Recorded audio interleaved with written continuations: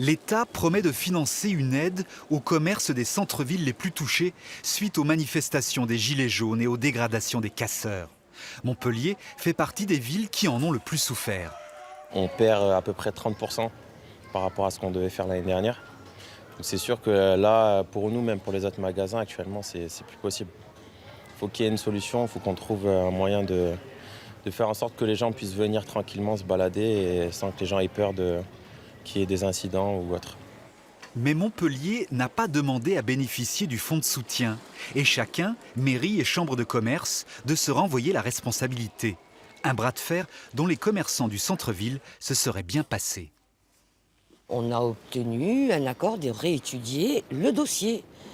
Mais c'est un dossier qui impacte aussi bien les collectivités que la CCI, que les associations. Tout le monde doit mettre la main à la pâte.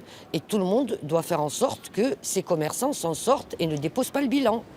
Les délais de candidature sont désormais largement dépassés. Mais les commerçants et la chambre consulaire ont hier obtenu une prolongation de la part de Bercy.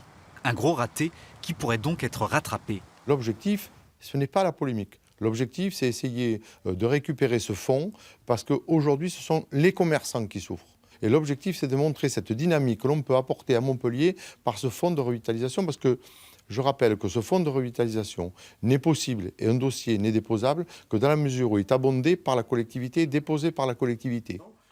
À la clé, la possibilité de profiter d'une partie des 2,5 millions d'euros prévus par l'État. La CCI a cette fois rédigé un projet d'animation pour redynamiser le centre-ville. Un projet que le maire, Philippe Sorel, veut d'abord modifier si besoin avant de l'envoyer à Paris.